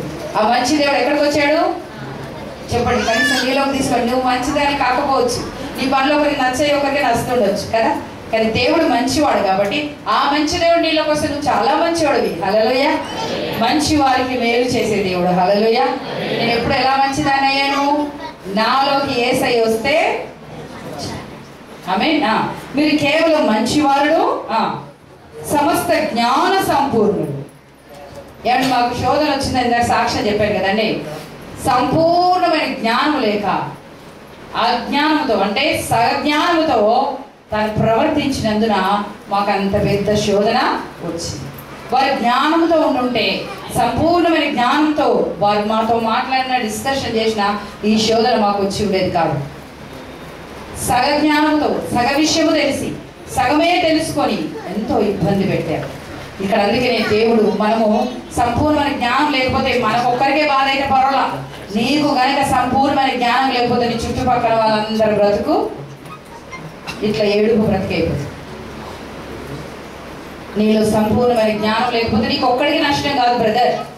రుచి చూచి చెప్తున్నాను, అనుభవించి చెప్తున్నాను. మీలో ఎవరికైనా సంపూర్ణమైన జ్ఞానం లేకపోతే ఎంతమంది ముంచుతారు? చుట్టుపక్కల అందరూ ముంచేస్తారు. మన సగ జ్ఞానంతో. ఒక పాస్టర్ గారు ఇలాగే చెప్పాడంట, అమ్మా నేను ఏ వాక్యం చెప్పబోతున్నా మీ అందరికి తెలుసా అంటే తెలుసండి అని సగం మంది ఎక్కారంట. అయితే తెలిసిన వాళ్ళందరూ తెలియని వాళ్ళకి చెప్పండి అని వెళ్ళిపోయాడు. Praise the Lord. చెప్పండి, నేను ఏ వాక్యం చెప్తున్నా ఎంతమంది తెలుసు? Praise the Lord. తెలియదా? ఏ వాక్యం చెప్పారో ఎంతమంది తెలుసు? చెప్పాను, తెలుసు కదా, బతికించినారు. Praise the lord. కాబట్టి సంపూర్ణులు. దేంట్లో సంపూర్ణులు ఉండాలా? కానీ స్త్రీలో ఒకటి ఉంటుందండి సంపూర్ణత. ఒక స్త్రీగా చెప్తాను ఏంటంటే, ఇంటి పని అంతా అయ్యే వరకు సంపూర్ణత అనిపించదు. అర్థమైందండి? మా సంపూర్ణత ఎందులో దాగిందంటే, మీరు ఎంత గొడవ పెట్టినా, మీరు ఎంత రెడీ కిక్కి అని వచ్చినా లాస్ట్కి ఆ చెప్పులు లోపలేసి కానీ గేడు పెట్టదు. 2 చెట్లు నీళ్ళు పోయిపోతే మీరు అక్కడ అగ్గి గుగ్గై గిట్టి ఆ టైం అయింది నొక్కి పెట్టినా ఆ 2 చెట్లకు నీళ్ళు పోసే వస్తుంది. మీరు ఒకవేళ సంపూర్తిగా సమయానికి మీతో కూడా మీ ఆవిడ రావాలంటే మీరు ఏం చేయాలి? ఆమె సంపూర్ణతలో పాలు పొందాలి. బ్రదర్ వింటున్నారా? మీ తల్లి సంపూర్ణతలో పాలు పొందాలి. హల్లెలూయా. ఏంటి సంపూర్ణత? ఇంటి పని అంతటిలో కిచెన్ దగ్గర నుంచి హాల్, బెడ్రూమ్ అన్ని బయట బయటలో అంతా శుభ్రం ఉంటే కానీ ఆవిడ బ్యాగ్ వేయదనమాట. మీకు తెలియక ఎన్ని రోజులు పాపం ఏంటి అని అనుకున్నారు. కాబట్టి తెలుసుకొని ప్రతి ఒక్కరు సహోదరులు తప్పకుండా సైన్యంతో సెలవిచ్చిన మాటలు మీరు గ్రహించి మీ ఇంట్లో ఉన్న మరి స్త్రీల యొక్క సంపూర్ణతను తెలుసుకుంటారని గమనిస్తున్నాను. హల్లెలూయా. ఏమంటే అర్థమైందండి? అంటే ఇండైరెక్ట్గా ఇంటి పనులలో సహకరించండి బ్రదర్స్ అంటున్నా. అన్ని విషయాల్లో పిల్లోడు ఏడుస్తూ ఉంటాడు, చీముడు కాలుస్తాడు, నడు అంటాడు. పాపం ఆమె అక్కడెక్కడ పని చేస్తున్నాడు. దయచేసి గమనించండి, మీరు మంచోళ్ళేండి, పాపం మీకు కాదులే. హల్లెలూయా. మీరంతా మంచోళ్ళు కదా, మీరు సహకరిస్తూ ఉంటారు. మరి యవ్వన బిడ్డలు కూడా తల్లిదండ్రులకి సహకరిస్తున్నారు. Praise the Lord. We should help our parents. అన్ని విషయాల్లో మన తల్లిదండ్రులకు మనం సహకారులుగా ఉండాలి. జీవం గల దేవుని సంఘంలో మనం ఎలాగ ఉండాలో, ఒకరి విశ్వాసం చేత ఒకరు ఎలా బలపడాలో, వివాదం రేపుకొనగా ఒకరినొకరు ఎలా క్షమిస్తూ ఉండాలో, ఒకరికొకరు బుద్ధి చెబుతూ సమస్త జ్ఞాన సంపూర్ణను ఒకరికి ఒకరు బుద్ధి చెప్పు సమర్థులై ఉన్నారని నా మట్టుకు నేను మిమ్మల్ని గురించి రుడిగా నమ్ముచున్నాను. సంపూర్ణమైన జ్ఞానం లేకపోతే సగం జ్ఞానంతో మాట్లాడకూడదు, అపార్థము చేసుకోకూడదు. సంపూర్ణమైన జ్ఞానం లేని వారు ఏం చేస్తారు? వెంటనే అపార్థం చేస్తారు. మన జ్ఞానం ఉందో లేదా మనకి ఎలా తెలుస్తుంది? మనం ఒకరిని మనస్ఫూర్తిగా అర్థం చేసుకున్నప్పుడే మనకు జ్ఞానం ఉన్నట్టు. అక్క నాకు జ్ఞానం ఉందా? చెల్లె నీకు జ్ఞానం ఉంది. నాకు ఎట్లా తెలిసింది? నువ్వు సంపూర్తిగా ప్రతి విషయాన్ని, ప్రతి సందర్భాన్ని, ప్రతి వ్యక్తిని అర్థం చేసుకున్నాడు. ఆమె చెప్పండి, జ్ఞానం గల వారికి ఏముంటుంది? అండర్స్టాండింగ్. అర్థమైందండి? ఒక వ్యక్తిని అర్థం చేసుకోగలరు, ఒక పరిస్థితిని అర్థం చేసుకోగలరు, ఒక విషయాన్ని అర్థం చేసుకోగలరు. వాళ్ళకి ఏముందట? జ్ఞానము ఉందట. సంపూర్ణమైన జ్ఞానము వారికి ఉందట. మరొక మాట చూద్దామా? Praise the Lord. యోహాను సువార్త 13వ అధ్యాయం 14వ వచనం. కాబట్టి ప్రభువును బోధకుడైన నేను మీ పాదములు కడిగిన ఎడల మీరును ఒకరి పాదములను ఒకరు కడగవలసినదే. మీరును ఒకరి పాదములు ఒకడు కడగవలసినదే. అర్థమైందమ్మా? దీన్ని పాద పరిచర్య అని కొన్ని సంఘాల్లో ఆచరిస్తూ ఉంటారు. ఎంతమంది తెలుసు పాద పరిచర్య అని? నిజంగానా? చాలా సంతోషం. Praise the Lord. God bless you all. మన సంఘంలో పాద పరిచర్య జరిగి చాలా రోజులైంది. ప్రభు ప్రేరేపిస్తున్నాడు, ప్రార్థన చేస్తున్నాను. కానీ నేను చేయాలని నాకు ఇష్టమే, కానీ ప్రభు ప్రేరేపించండి, మనం ఏది చేయలేము. దయచేసి గమనించండి, సంఘంలో ఏముండాలి? పాద పరిచర్య అంటే ఏం చేయాలి? ఒకరి కాళ్ళు ఒకరు. నేను ఆమె కాళ్ళు పట్టుకోవాలా? నాకన్నా చిన్నది నా కోడలు వయసుంది, నాకన్నా చిన్నది నా బిడ్డ వయసుంది, నేను ఆమె కాళ్ళు పట్టుకోవాలి. నేను ఒక చోటకి ప్రార్థనకి వెళ్ళాను, మా తమ్ముడు మా మమ్మీ గారితో పాటు. పాద పరిచర్య అంటే నాకు అసలు ఏం తెలియదు. ఫస్ట్ టైం వెళ్ళాను. అందరు కళ్ళు, ఇప్పుడు పాద పరిచర్య జరుగుతుందంటే కళ్ళు మూసుకున్నాను అంతే. ఒకరి తర్వాత ఒకరు వచ్చి నా కాళ్ళు తీసుకొని ఆ దాంట్లో పెట్టుకొని కడిగేసి తూడు చేసిపోతున్నారు. నాకు ఏడుపు వస్తూ ఉంది. ఏమైంది, ఏమవుతుంది, ఎవరు కడుగుతున్నారు, నాకేం అర్థం కావట్లేదు. పెద్ద ఆవిడ వచ్చింది, పర్సం ఆవిడకి కూర్చోడానికి కూడా రావట్లేదు. ఆ మోకాళ్ళ అట్లా వచ్చి కూర్చొని ఏడుస్తూనే ఉంది. అయితే దైవ సేవకుడు అక్కడ చెప్తున్నాడు, నీ కోడల్ని నువ్వు ఈ మాటల చేత బాధించినావు కదా, ఆ కోడల్ని క్షమాపణ కోరుకో అంటే నీ కోడలు వయసున్న ఆమె దగ్గరికి వెళ్ళి కాలు కడిగేసి అన్నాడు. మరి ఎంతో ప్రత్యాతాపంతో వచ్చి ఆ పెద్ద ఆవిడ నా కాలు ఆ దాంట్లో పెట్టుకుని తుడుస్తూ ఏడుస్తుంది, కాళ్ళకు పెడుతుంది. నాకైతే ఇంత బాధ అనిపిస్తుంది. నేను ఇంకా అప్పుడు 10th క్లాస్ చదువుతున్నాను. చాలా బాధ అనిపిస్తుంది. ఎందుకు ఇంత పెద్ద ఆవిడ నా కాలు పట్టుకుంటుంది? ఆ ఏడుపు వస్తూనే ఉంది. అలా ఒకరి తర్వాత ఒకరు, నాకు ఎవరు కాలు కడగాలో అర్థం కాలేదు. కాలు కడుగుతారని కూడా నాకు తెలియని పరిస్థితి. ఆ రోజు సంఘంలో ఆ రోజు ఒక్కరి కాలు ఒకరు కడుగున్న తర్వాత ఆ సంఘం ఎంత ఆనందంగా వెలిగిపోయిందో. హల్లెలూయా. చెప్పలు కూడా దేవుడు మహిమపరుస్తారా? ఇందుకు దేవుడు మనం పిలిచానండి. ఇంతకన్నా ఇంపార్టెంట్ మనకి ఏమీ లేదు లోకంలో అనిపిస్తుంది. చాలా ఇంపార్టెంట్ పని ఉంది నాకు, చాలా ఎక్కువ ఇంపార్టెంట్ది, చాలా నాకు ఇష్టమైనది కార్యాలు బయట ఉన్నాయంటారు. ఏమీ లేదు. సంఘానికి మించి సంఘంలో నువ్వు చేర్చబడింది మొదలుకొని నీకు సంఘంలో ఉన్న విషయాలు తప్ప నీకు బయట పెద్ద పని ఏమి లేదు, గొప్ప పని ఏమి లేదు. సంఘంలో చేర్చబడ్డావు, క్రీస్తు బిడ్డగా మనసబడ్డావు. క్రీస్తు సంఘ కార్యక్రమాలు నీకు ఇంపార్టెంట్. సంఘంలో జరిగే విషయాలు నీకు గొప్ప, వాటి అంతా నీ మనసు. ఎందుకంటే క్రీస్తు సంఘానికి శిరస్సు అయి ఉన్నాడు. క్రీస్తు సంఘానికి శిరస్సు అయి ఉన్నాడు కాబట్టి ఆ సంఘ విషయమే నాకు ఎక్కువ ఇంపార్టెంట్. అమ్మ నేను అట్లా వచ్చి 10 నిమిషాలు ఉండి వెళ్ళిపోతే నాకు చాలా ఇంపార్టెంట్ పని ఉంది. నా మనసులో నేనేమనుకున్నా, అమ్మ నాకు 10 నిమిషాలు ఉండి వెళ్ళిపోతే నాకు చాలా ఇంపార్టెంట్ పని ఉంది అంటే నేనేమనుకున్నా మనసులో? ఏమనుకున్నా? నేను మనసులో ఎప్పుడు అనుకో, నోటిగా అనేస్తాను, బాబు దేవుని సన్నిధి కానీ ఇంక ఇంపార్టెంట్ పని నీకు లేదని చెప్పాను. కాదక్క, అట్లా కాదక్క, ఎట్లా కాదు, ఎట్లా అయినా కానీ దేవుని సంఘానికన్నా మించిన ఇంపార్టెంట్ పని నీకు. కానీ చాలా మంది చిన్న విషయాన్ని పెద్ద విషయాన్ని చర్చలు మానేస్తాము. ఎందుకు రాలేదమ్మా అంటే మా ఆయన చేపలు తెచ్చిండు అన్నదా. మీ ఆయన చేపలు చేస్తే సంఘాన్ని మానేయడానికి ఏమిటి? ఇప్పుడు వండి పెట్టాలి కదా. Praise the Lord. దేవుని స్తోత్రం కలుగునుగాక. మనం వెళ్ళాలని నిర్ణయించుకున్నప్పుడు ముందుగానే అన్నింటిని మనం సిద్ధపరచుకోవాలి. ఈరోజు పాదాలు కడుగునే స్థితిలోకి మనం ఉండాలి. ఈమె పాదాలు నేను ఎందుకు ముట్టుకోవాలి, ఆమె పాదాలు నేను ఎందుకు ముట్టుకోవాలి అనుకునే వాళ్ళు ఉన్నారు ఇక్కడ. మన సంఘంలో పాత పరిచర్య జరిగితే నేను ఎవరి కాలాన్ని గడవడానికి సిద్ధంగా ఉన్న వాళ్ళు చేతండి. Very good. Praise the Lord. God bless you. నిజంగానేనా?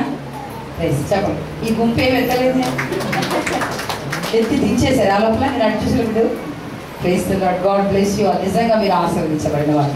ఏమాత్రం ఆలోచించలేరు. ప్రభా కడిగే అవకాశం వస్తే నేను అడిగేస్తాను. మీకు మీరు సపోర్ట్ ఎంత గట్టి కొట్టుకోండి. పక్కన అమ్మా మీకోసం మీరు కొట్టుకోండి, ఇంత గట్టి కొట్టుకుంటారా?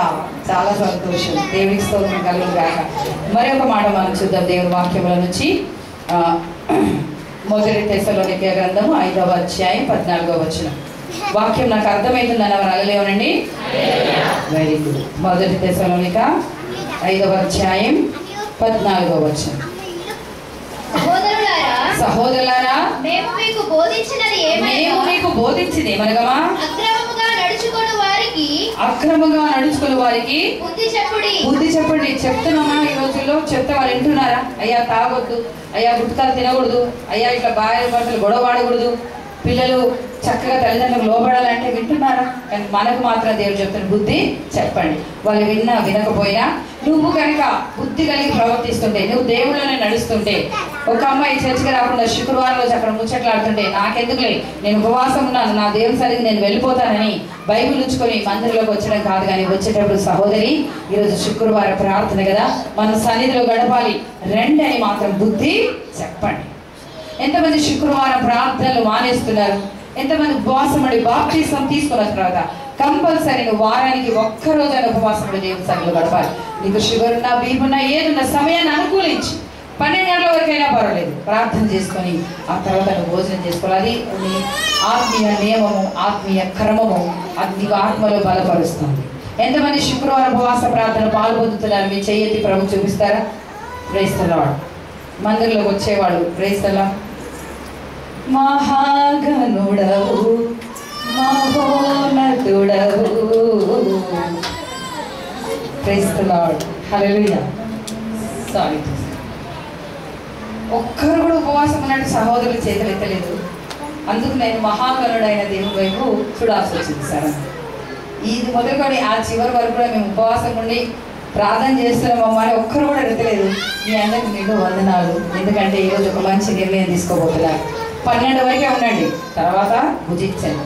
ఒక 12 వరకు ఉంటానన్నవా చేస్తాను. శుక్రవారం ఏడు కొంచెం ప్రయత్నం చేయండి ప్లీజ్.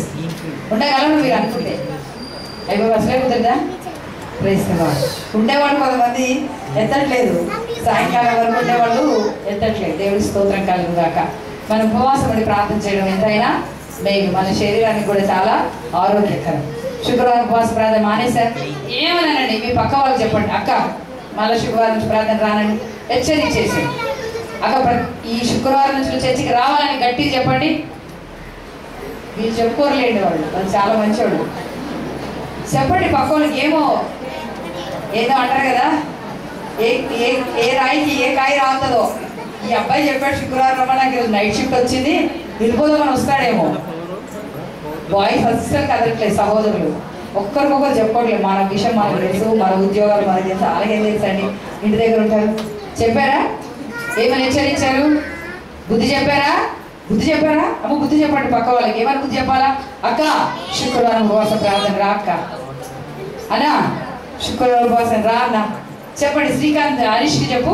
నేను హరీష్కి చాలాసార్లు చెప్పినా, నువ్వు ఇది ఒకసారి చెప్పు. నువ్వు హెచ్చరిక చేయి. దొరికిపోయాడు. ఎందుకంటే ఆయన చాలా చర్చికి వచ్చినప్పటి నుంచి హరీష్ అని కోకాపేట నుంచి వస్తుంటారు, శ్రీలత హరీష్ అని. వాళ్ళకి మంచిది జరగాలి. పిల్లలు భయంకరంగా ఎప్పుడు జ్వరాలతో బాధపడుతూ ఉండేవాళ్ళట. దేవుని మహాకృపను బట్టి ఇక్కడ మందిరంకి వచ్చినప్పటి నుంచి అప్పుడు ఎక్కడికి వెళ్ళలేదు వాళ్ళు. హిందువులు కానీ హైందవులు కానీ ఉండే.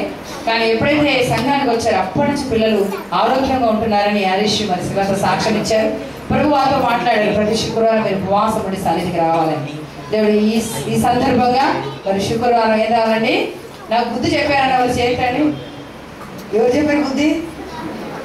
ఎవరు చెప్పారు? మీరు ఒకరు, నేను వాక్యంతో చెప్తున్నా, మీరు ఒకరికొకరు, నాకే గొడవ లేదు, మీరు ఒకరికొకరు ఏం చేయాలా? రేపటి శుక్రవారం ప్రార్థన రాచెల్లే. ఎందుకు రావాల్సెల్లే? మనం అందరం కలిసి ప్రార్థన చేస్తే దేవుడు మనవి ఆలకిస్తారు. మన కుటుంబాలు క్షేమంగా ఉంటాయి. మన దేశం, మన నాయకులు మరి యుద్ధాలు అనేక వాటిని వింటూ ఉన్నాం యెరూషలేము పైన. మరి దేవుడు యెరూషలేము క్షేమం కోసం ప్రార్థన చేయమన్నాడు. ప్రపంచ దేశాలు 3వ ప్రపంచ యుద్ధం కోసం పరుగులు తీస్తున్న ఈ సమక్షంలో మనమందరం ప్రార్థించవలసిన అవసరం ఎంతైనా ఉంది. కలిసి ప్రార్థన చేసి ఇలాంటి ఉపద్రవాల నుంచి మనం విడిపించబడగలం. మన కుటుంబాలు క్షేమంగా ఉంటాయి, మనం ఆరోగ్యంగా ఉంటాం, ఆర్థికంగా కూడా